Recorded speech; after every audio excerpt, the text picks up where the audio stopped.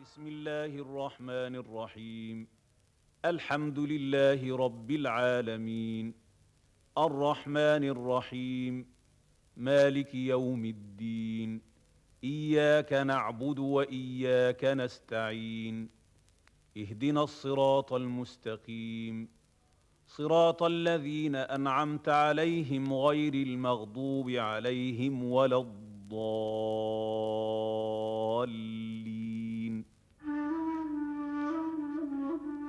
Au nom du Dieu compatissant et miséricordieux, louange à Dieu, Seigneur de l'univers, le compatissant et le miséricordieux, souverain du jour du jugement. Toi seul nous adorons, de toi seul nous implorons l'assistance.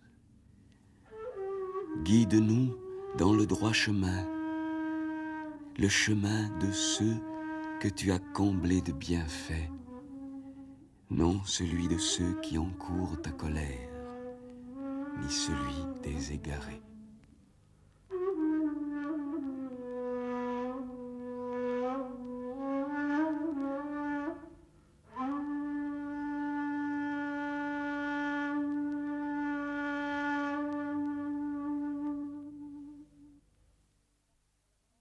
Notre époque est particulièrement préoccupée de psychologie des profondeurs en général, de psychanalyse en particulier, et ceci semble traduire d'ailleurs l'angoisse de notre temps. On pourrait penser que cette recherche est quelque chose de très moderne. En fait, nous avons des exemples de recherches de ce genre beaucoup plus anciennes qui datent en Orient du Moyen Âge. J'aimerais vous en parler, mais avant cela, je voudrais vous demander, Olivier Marc, vous qui avez une double formation d'architecte et de psychanalyste, formation qui s'est traduite d'ailleurs dans un ouvrage tout à fait passionnant que vous nous avez donné récemment sur la psychanalyse de la maison. Je voulais donc vous demander tout à l'heure ce que vous pensez de cette attitude. Et à titre d'exemple, j'aimerais vous raconter une histoire empruntée au canon d'Avicenne qui date donc du Xe siècle de notre ère. Avicenne raconte l'histoire d'une jeune fille malade. Les médecins désespèrent de trouver la cause de sa maladie. Finalement, un médecin spirituel, comme le dit Avicenne, demande aux parents et aux proches de la jeune fille de le laisser seul avec la malade, fait étendre la jeune fille sur un divan, c'est déjà le divan du psychanalyste apparemment, et puis lui pose des questions et essaie par les réponses qu'elle donne de déceler quelles peuvent être ses préoccupations, ce qui peut la faire souffrir. Il prend son pouls, il surveille ses changements de couleur, et quand il dit un certain nombre de mots, elle pâlit, elle rougit, son pouls s'accélère, et il finit par comprendre qu'elle est très malheureuse parce qu'elle a laissé dans son pays natal un garçon qu'elle aimait, et finalement on peut la guérir. Il semble qu'il y ait ici quelque chose de très proche de ce que font les psychanalystes modernes. Oui, vous faisiez allusion au divan et à l'importance du divan. Ceci n'est qu'un détail de la psychanalyse, étant donné qu'aujourd'hui, le divan n'est pas l'instrument, le moyen ou le lieu exclusif de la psychanalyse. Mais il est certainement, et là on trouve une démarche commune avec l'histoire à laquelle vous faites allusion, dans la mesure où la personne se trouvant dans une position allongée se trouve dans une position passive. La position de l'homme active est une position verticale, la position passive est une position de repos et de détente. Donc cette position horizontale de confiance et de détente est favorable à l'émergence des contenus de l'inconscient. On peut donc voir là effectivement un point de comparaison dans cette perception de la relation de l'âme au corps. Mais il n'y a pas de doute que si la psychanalyse a pris aujourd'hui, si ce qu'est la psychanalyse a pris aujourd'hui le nom de psychanalyse, cette science de l'âme remonte à l'origine des temps et elle s'est codifiée aujourd'hui à travers certaines tendances, certaines écoles qui cherchent et se cherchent d'ailleurs dans le contexte d'une continuité, comme si elle avait en quelque sorte pris la suite des traditions. Moi, je trouve dans les textes soufis que j'ai particulièrement étudiés, je trouve une recherche constante de la réunification de l'être. Il y a une prière attribuée au prophète, Seigneur, rassemble ma dispersion. Et ce mot de rassemblement de la psyché, je la trouve très très souvent dans les textes des mystiques musulmans. Je pense que c'est un peu ce à quoi tendent les thérapeutiques modernes. Oui, on trouve peut-être plus particulièrement cette notion du besoin de réunification de l'être exprimée chez Jung dans la notion d'individuation. N'est-ce pas? Jung considère que l'individuation est une possibilité pour l'être de retrouver sa qualité de individu psychologique, c'est-à-dire une unité autonome et indivisible, une totalité. Finalement, la psychanalyse cherche à permettre à l'être de vivre sa totalité qui est en fait son unité, et non seulement son unité en lui-même, mais son unité avec l'univers. La notion d'homme parfait en islam qui est tellement important, en réalité cet homme parfait, Insan al-Kamil, ça veut dire l'homme total. C'est donc l'homme qui a réalisé justement cette synthèse intérieure, cette unification intérieure. Est-ce que ceci ne nous amène pas d'ailleurs à cette notion de l'ombre qui est tellement importante chez les mystiques de l'islam? Effectivement, si dans notre contexte on parlait d'homme parfait, dans le contexte de notre civilisation, on parlerait en termes de valeur morale ou de valeur idéalisée, n'est-ce pas? Oui. Or, en disant homme total, on ne met pas de valeur d'idéalisation, mais on met des valeurs de réalisation de l'être. Or, qu'est-ce qu'un homme total? C'est celui qui, idéalement, pourrait intégrer ce que Jung appelle l'ombre, c'est-à-dire la partie inconnue, cachée, secrète, refoulée en particulier suivant les données freudiennes, qui en fait joue dans l'être, cherche à se manifester, mais de manière obscure, mystérieuse et par derrière en quelque sorte, dans la mesure où justement elles n'ont pas été portées au jour. Et c'est l'ombre qui entrave ou empêche l'épanouissement de l'être.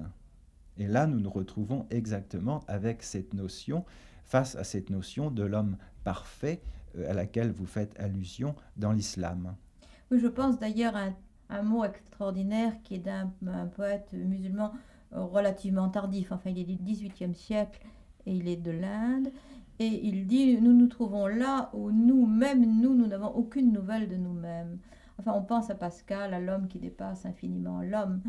Et aussi, je pense à une autre chose qui est ce mot attribué au prophète qui disait « Chaque homme a son Satan ».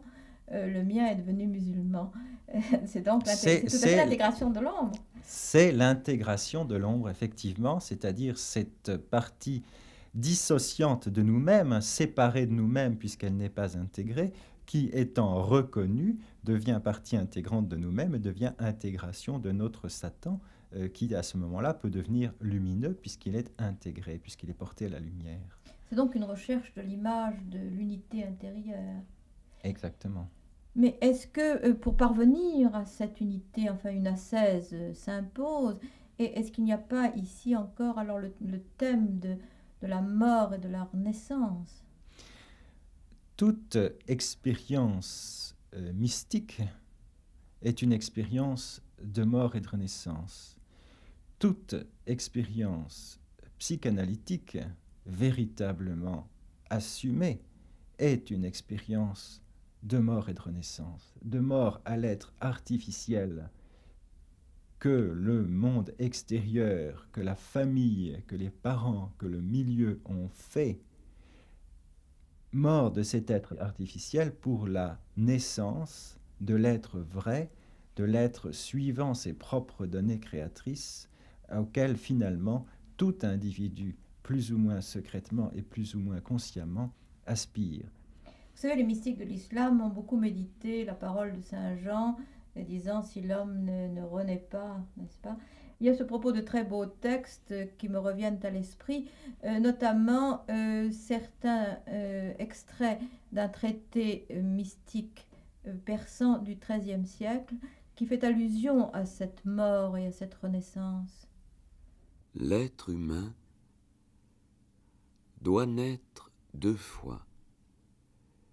Une fois de la mère, une autre fois à partir de son propre corps et de sa propre existence. Le corps est comme un œuf. L'essence de l'homme doit devenir dans cet œuf un oiseau grâce à la chaleur de l'amour.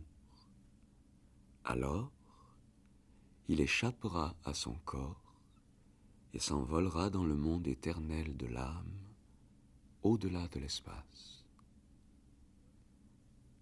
Si l'oiseau de la foi ne naît pas de son existence, c'est comparable à une fausse couche.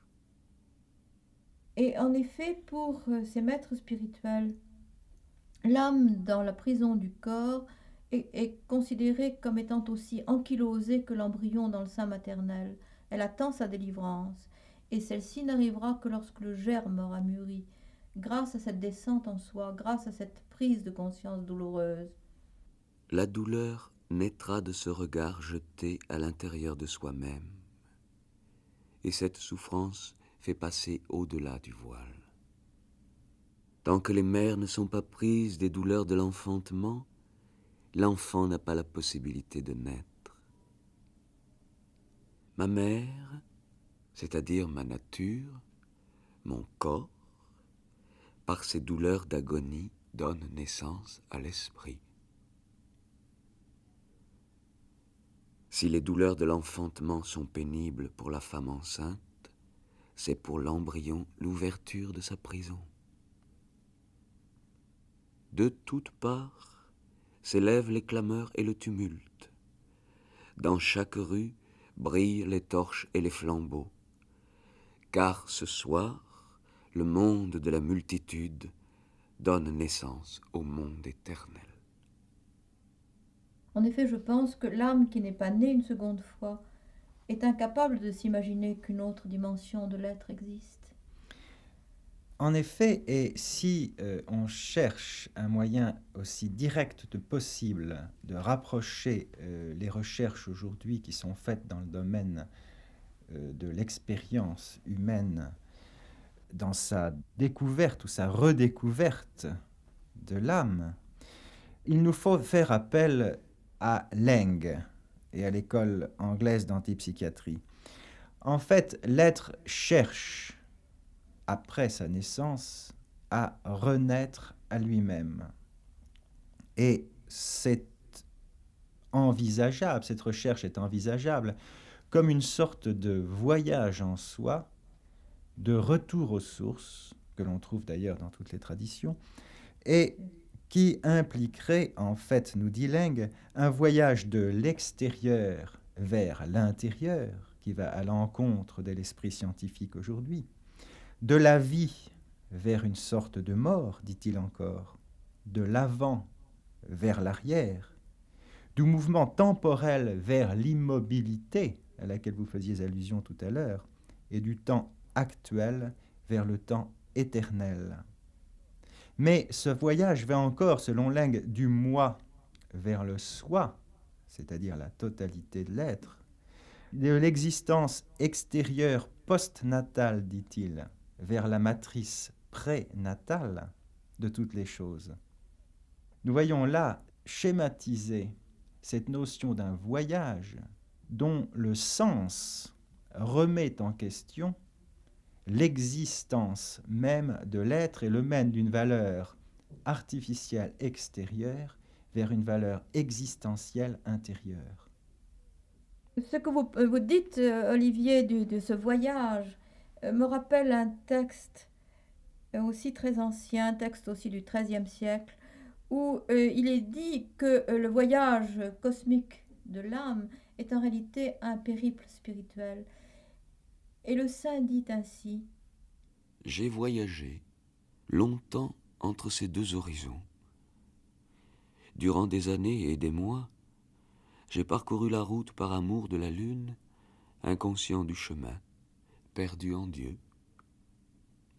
Ne regarde pas ses pieds qui marchent sur la terre, car c'est sur son cœur que marche l'amoureux de Dieu. Et le cœur qui est enivré de l'aimer, que sait-il de la route, de l'étape, de la distance, courte ou longue? Long et court sont des attributs de corps. Le voyage des esprits est d'une autre sorte. Tu as voyagé de la semence jusqu'à la raison. Ce n'était pas en faisant des pas, ou en voyageant d'étape en étape, ou en allant d'un lieu à un autre.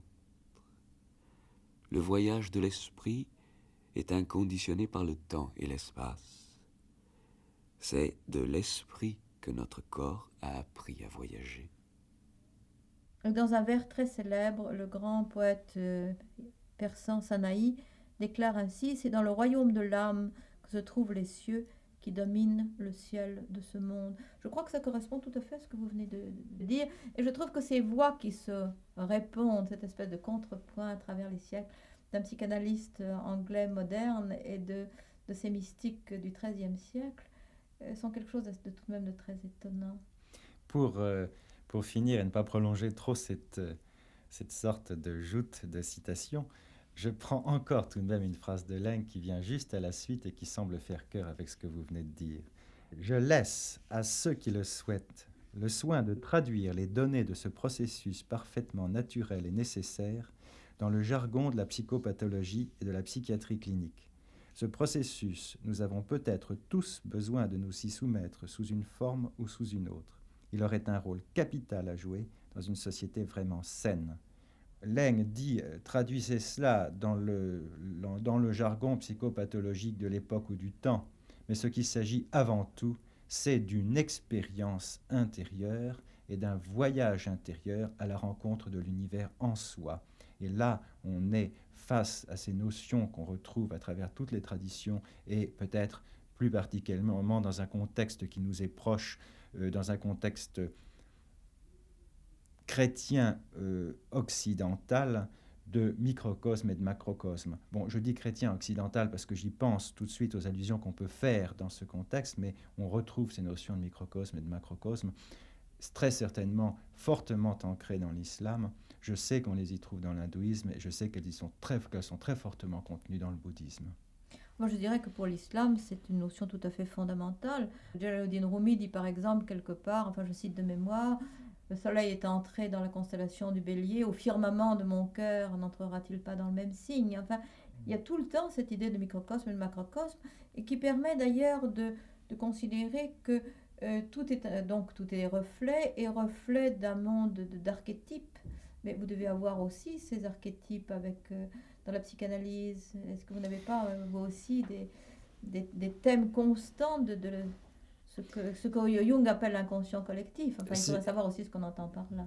J'aimerais d'abord répondre à votre question des archétypes. En fait, les archétypes, c'est un langage ancien auquel a puisé Jung pour exprimer une idée actuelle. Ceci prouve, de par même son nom, que ça n'est pas une nouveauté, l'archétype, mais qu'elle a été redécouverte, reperçue dans un contexte actuel qui va dans le sens d'une découverte consciente des richesses de l'âme humaine. En fait, cette notion d'archétype a été une des raisons de différend peut-être entre Freud et Jung. Or, il semble bien que ce différend ait été accusé par ceux qui sont venus après eux, plus encore que eux-mêmes ne l'avaient éprouvé, dans la mesure où Freud fait, et surtout à sa suite, sa grande élève, qui est peut-être après Freud une des plus grandes psychanalystes au monde, Mélanie Klein, l'un et l'autre font allusion à des dépôts dans la psyché, n'est-ce pas, à des entités existentielles qui se seraient trouvées là, en dessous, si je puis dire, des contenus refoulés. Par conséquent, cette notion de dépôt inné a été tirée au jour, en quelque sorte, et ont pris leur coloration propre à travers Jung sous le nom et le mode d'expression de l'archétype. Voilà donc pour répondre à cette notion des archétypes que l'on trouve dans toutes les traditions, l'être porte en lui une conscience universelle non révélée. Et ceci nous amène à reparler de ce sens du voyage tel que Leng aujourd'hui le décrit. Ce voyage est un périple qui va du dehors vers le dedans, du haut vers le bas, dit-il, et qui retourne en arrière dans le temps vers la matrice cosmique. Autrement dit, qu'est-ce que l'expérience de la naissance de la conscience, sinon la découverte consciente d'une expérience précédente qui a été celle de la vie intra-utérine? En fait, dans la vie intra-utérine, on peut dire que l'être se développe physiquement et psychiquement depuis le stade du germe jusqu'à l'être, en passant par tous les stades de la vie et toutes les formes de la vie minérale, végétale, animale, pour devenir homme à la naissance, et où l'existence après serait une redécouverte consciente de cette expérience de l'univers. Il s'agit donc de gravir des échelons de l'être. Il s'agit de découvrir consciemment le potentiel secret d'une expérience cosmique qui a été faite dans le ventre de la mère, dans la matrice. Et c'est ça le sens du voyage, c'est la découverte consciente de la richesse d'une expérience cosmique non révélée, non portée au conscient, mais potentiellement révélable. Ça, c'est le côté, je dirais presque métaphysique de la psychanalyse actuelle. Il me semble impossible de séparer l'un de l'autre. Bien sûr, mais il y a aussi le côté, thérapeutique. Et je pense là aussi, par exemple, dans un point de vue plus clinicien, si vous voulez, à des souvenirs qui me reviennent à l'esprit. Par exemple, Razali de Nishapur, l'Alghazal, le grand Alghazal du Moyen-Âge, raconte cette histoire. Il raconte qu'à un moment donné, il y avait un grand auditoire d'étudiants et il était un homme très célèbre, on accourait à ses cours, il avait beaucoup de succès, et il s'est dit, je suis en train de gâcher ma vie, la recherche de Dieu, ce n'est pas cela, il faut que je quitte tout cela. Mais il n'arrivait pas à s'y résoudre, et il raconte dans son autobiographie, que j'ai traduite d'ailleurs avec beaucoup de joie, il raconte que le matin, il se disait, je ne peux pas quitter ma famille, l'après-midi, il se disait, mais c'est plus important de résolver dans une certaine mesure la question. Et il dit qu'il a consulté tous les médecins de leur endroit. Il était à Bagdad à cette époque, je crois. Et il a consulté tous les médecins de l'endroit qui lui ont dit « Mais ce n'est pas ton corps qui est malade, c'est ton cœur, c'est-à-dire un peu au sens pascalien du mot, n'est-ce pas ? C'est ton esprit. Quand tu auras pris une décision, eh bien ta voix reviendra, tes cordes vocales n'ont rien, c'est ton esprit qui est malade. » Et Razali dit qu'à ce moment-là, il a vraiment décidé de tout abandonner et de partir, et qu'à ce moment-là, il a pu parler. Donc, il y a déjà cette notion de maladie psychosomatique. On avait déjà une connaissance des données psychosomatiques. Il me semble qu'à cette époque-là, on les avait beaucoup plus qu'aujourd'hui. Nous les redécouvrons aujourd'hui.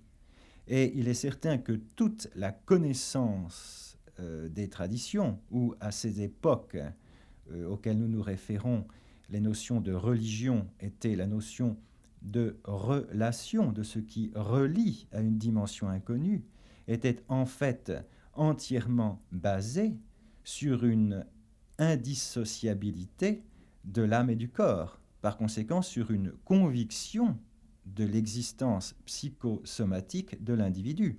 C'est en fait l'ère rationaliste qui, depuis la Renaissance et jusqu'à la Révolution industrielle, a commencé d'accorder au dehors, à faire un voyage vers le dehors, jusqu'à en oublier complètement l'existence du dedans, c'est-à-dire à passer du visible, du tangible, du perceptible avec les moyens mentaux et sensuels dont nous disposons, au détriment d'une perception et d'une connaissance intuitive de l'âme. Or, les traditions liaient absolument l'âme au corps et le corps à l'âme.